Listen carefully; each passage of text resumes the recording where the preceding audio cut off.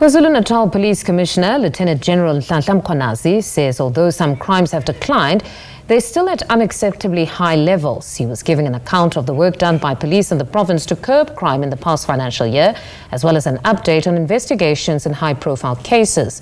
Mkhwanazi also outlined the operation plan for the Easter long weekend as holidaymakers are expected to descend on the province. The total number of criminals that died during the police operations in KwaZulu-Natal during this period. And these are the people that were murderers. And these are the people that were involved in serious robberies, aggravated robberies, extortionists, and the likes. So these are the people that were causing problems for society out there. I've said earlier, if you remember the total number of deaths, over 4,000 people that were killed in the province, that were killed by criminals. So 405 of the criminals dying during the police operations, we're able to save many lives during that period. But we're still not able to save more than 4,000 citizens that became victims of crime, that were murdered by criminals out there. So as we compare the deaths of citizens, 4,000, in relation to the death of 100 criminals, so we should be able to balance the two. Not to say that we want to neutralize every criminal that we come across. Our intention is to arrest. That's why I see the numbers of those that we've arrested are running into hundreds of thousands of people that we've been arresting. Right now, joining us for more on the KZN Commissioner's briefing on the police's activities in this financial year, as well as crime trends, is Professor Nirmala Gopal. She is from UKZN's Department of Criminology and Forensic Studies. Good evening, Professor. Thank you very much for joining us on the late edition. So the Easter period generally sees an influx of holidaymakers to KZN, Durban in particular, which unfortunately is also the period that criminals exploit. We heard the Commissioner there in that clip today speak of the decrease in crime in the province, but broadly speaking, Professor, KZN's contribution to the crime statistics remains worryingly high. Why do you think this is? So good evening, Mfundo, and to your listeners. Yeah, so I think, KZN unfortunately has always had a record of high levels of crime. And again, unfortunately, it's taken, it would need really a very hard approach to reduce those crime levels. I think part of it is the historical context within which especially violence has perpetuated and been perpetrated in the province.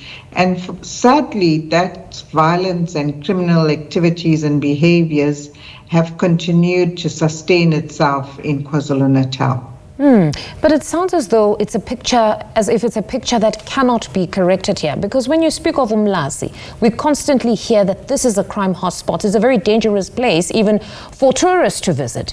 You also hear of, when we speak of these extortion rackets, many had spoken of these having essentially started in KwaZulu-Natal when we started with the construction mafias, in as much as it's spread all across the country now, but essentially this is where it had started. So what does this mean then for KZN in the long run? Because many have lauded the police commissioner, but still he expresses that the levels remain far too high.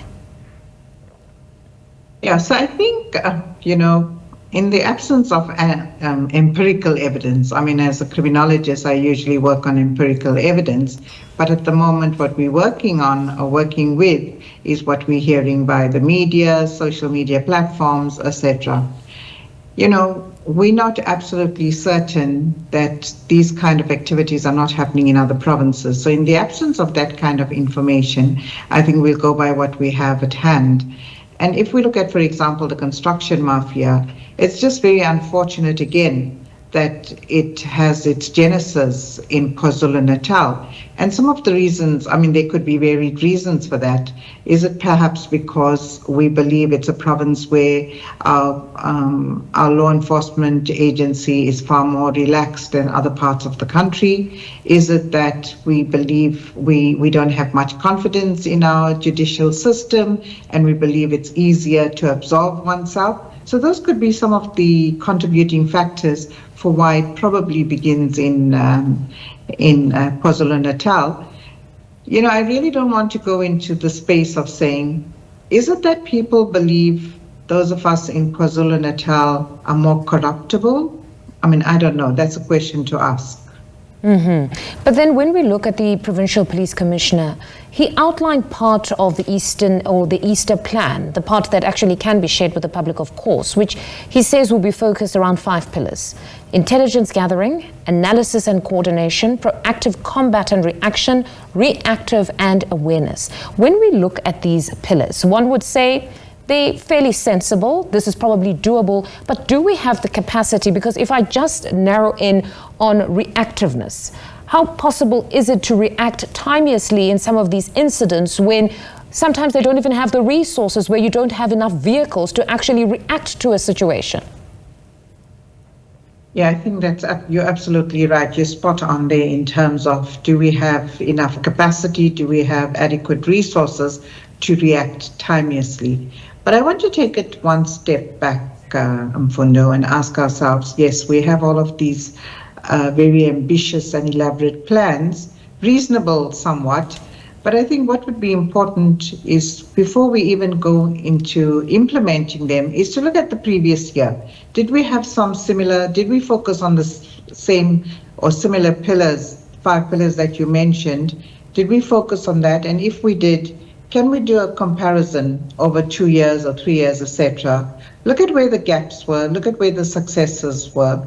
And I think that would be far more effective and productive in terms of the current context of wanting to implement an effective crime prevention strategy. But in the absence of actually evaluating how far it works, what doesn't work, I think it just becomes another talk shop exercise. But I suppose with them, they do have the stats to say that they have seen somewhat of a decline. Whether it's significant enough becomes the real question. But we also heard him speak on roadblocks around this period. How effective are these, where you've got these stops and searches? Yeah, I think roadblocks are usually quite effective.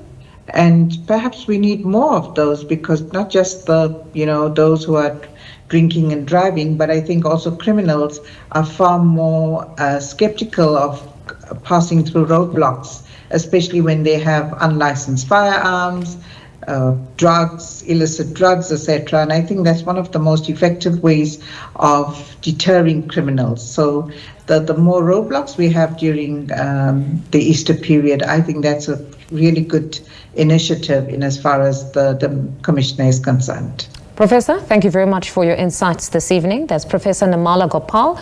She is UKZN's Department of Criminology and Forensic Studies. They're sharing her views.